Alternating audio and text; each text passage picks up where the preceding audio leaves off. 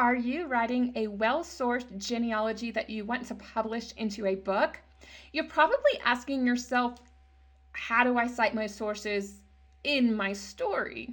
Today, I'm going to show you several strategies for inserting your citations into your book so that when you publish it, you don't bore your audience. There are two ways you can add citations to your writing without making the citation more distracting than the writing you're trying to include. So I'm going to show you in a scholastic academic format how you can incorporate your citation.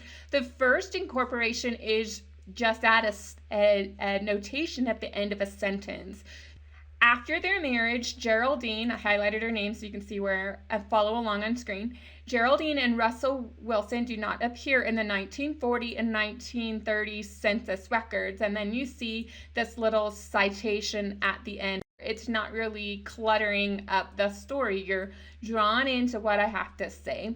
The other thing you can do is you can reference a document. So here, the report of birth of children born to Americans. So you can include the title of a document. You can also say, according to a death certificate. Let me show you another example. So here's an example of following their marriage, Edward and Nancy Ella moved to Akron. Source citation. According to his death certificate, Edward Rang died on the 22nd of June. There's the citation. So you can make reference to a document, either include the title of the document, a reference to the type of document, or no reference at all to the document, but at the end you're going to include that citation number, which is a superscript number. When you're including your citation, it usually is just as simple as finding insert, footnote, endnote on your program of choice and either choosing a footnote or an endnote. A footnote goes at the end of every page. An endnote goes at the end of a chapter or a section or the entire book. And if you're going to make it at the end of a chapter, you're going to have to find how to do that in your program of choice. If you have further questions, if there's something I have not covered that you thought, oh, could you explain this a little more, make sure you put a comment in the comment section so that I can respond further. Now, I'm of the opinion that unless I am forced to, I like to have endnotes I like to have my source citations as endnotes rather than footnotes. The problem is, even though I can add source citations to tables or text, we wind up with so many footnotes at the end of the page, that it almost feels many times that we have more citations than we have text. The other problem is that you then have to play around with the formatting of your report.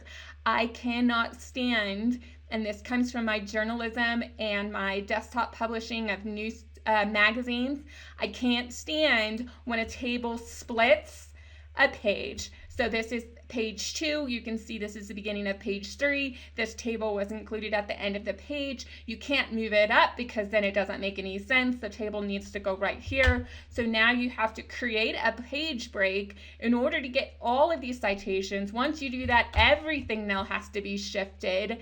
And then you will wind up in your reports, in your books, with tons and tons of empty spaces where it would have been better if we just had this table not be cited at the end of the page, but at the end of the chapter.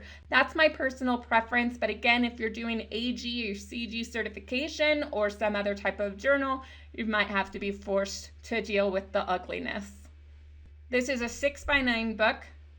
This is what it looks like when it's in the word processing program that I use.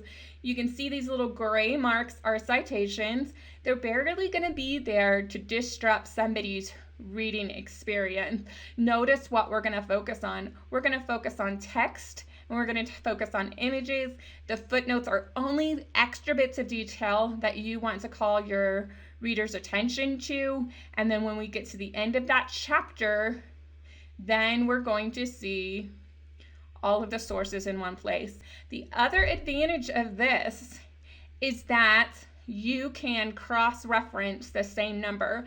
So you insert a reference to that birth certificate, the unnamed child birth certificate. And so it's reference number IV. So the first time you add it, it automatically gets put in there by your program.